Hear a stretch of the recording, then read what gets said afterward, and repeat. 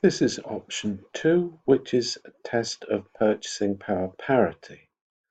And here you report, you make a report to ABC, and you're given quite a specific detail of their import bill. It's 50% from the EU and 50% from the United States.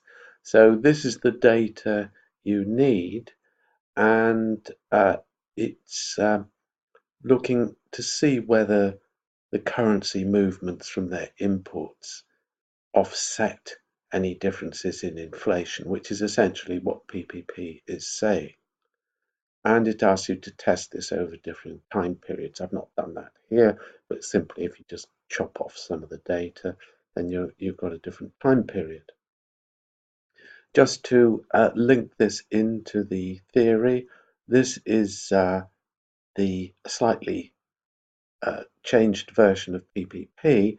Remember, the original version is EF equals inflation home minus inflation foreign. And what I've done is simply take this to the other side so that I've added inflation foreign to both sides, so it disappears from this side, and now it's all the foreign ones are on one side and that's the home one. So this is the way that we're kind of looking at it in answering this question, directly related to the PPP formula. What we want, therefore, is to look at the change in the dollar plus inflation in the United States times 50%, because it's 50% up there, and then do the same thing with the euro, and then add these two effects together to get the overall change in our import prices. And that gives us our A value, and we want to see whether this, in effect, is greater or lesser than if we had bought it at home, where we would have suffered UK inflation. So the comparison we're making is between A, which is our inflation from our imports, which is complicated by the exchange rate, and domestic inflation. That's our target. I've wiped out those values there. I don't know what they were doing, but our basic comparison is between these two columns. How did we get there? Well, we've got the UK euro exchange rate. We've got the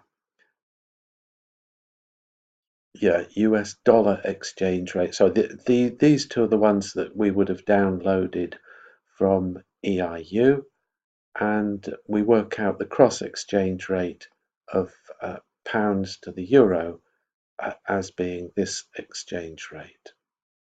We then have the inflation in the United States, inflation in the euro area.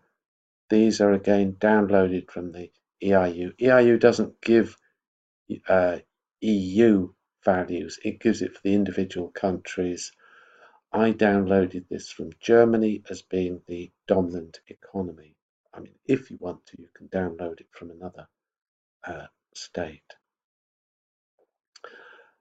This is the change in the value of the dollar. This is the change in the value of the euro. And this is adding up all these changes in this manner in order to give us A. This number is therefore the fractional change in the number. So it's fallen by 1% in March compared with February. The inflation in the UK is given as this, and that is this number here, inflation, and it's divided by 100 because this 2.2 represents 2.268%. And so we need to divide by 100, but we also need to divide by 12 to convert an annual rate into a monthly rate. And then that makes it comparable with this, which is the monthly change in price. We now can make our comparison between A and the foreign import inflation, shall I call it, and domestic inflation. What I've done here is I've put in a flag which tells me that if domestic inflation is greater than the inflation in our import bill, put a 1, otherwise put a 0. And so this flag extends throughout the sample. And then I've calculated the average of this column, which will tell me the percentage of 1s there are overall. And for our 301 observations, we have an average of 0.509. In other words, about half of these are where the UK inflation is higher than the import bill inflation, and about half are the other way round. So that is kind of what you would expect from an efficient market. But there's another question, and that is saying, well, okay, that's just, a measure of more expensive or less expensive, but how much more expensive and how much less expensive? And for that, I went, if we just go over here, I looked at the changes. I've done a little bit of processing.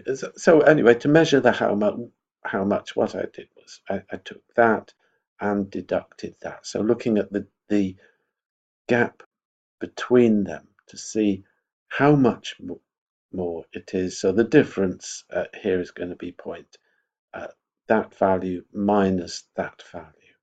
And that's going to give us the size of the difference. So I worked out that, and then I converted that into straight values, and then I sorted them from low to high. If you do that, then you get a column like this, and you can trace it as a line, and you can do it as a distribution. If you, on either one really, you see that actually the positives are rather less than the negative. So in the tail, there would appear to be some extreme negatives, and in the positive end of the tail, less so. And that is essentially what we're seeing here, this quite smooth movement from negative up to positive, and then a steeper slope down the other side. This is in essence saying that there are instances where our foreign bill goes up by much more than our domestic bill. Here are two examples where the import bill is going up by much more than the domestic bill. And so importing from abroad price-wise is riskier.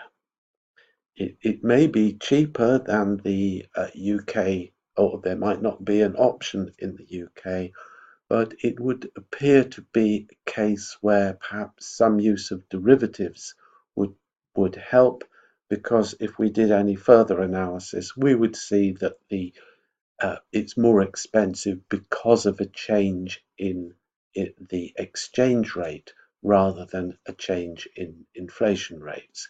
The inflation rate doesn't jump around too much, the exchange rate does. So taking out a derivative on the exchange rates would help. You will be dealing with derivatives in this module.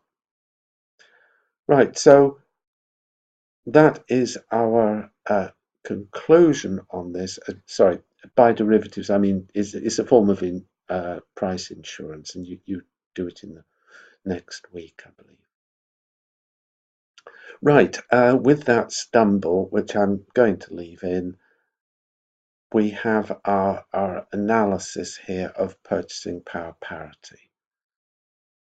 If we go back to our original one, test this proposition over differing time periods. So in this case, you don't need to go to EIU, but you just need to say, look at sub-periods here, and it goes from 2018. Where do we go down to? Oh, so we go, oh, yeah, we go through the dot-com bubble and the global recession. So all the way down to 93. So, you know, there are some interesting financial periods, sub-periods in that sample. So that would just be a case of just taking out some of these values for these dates.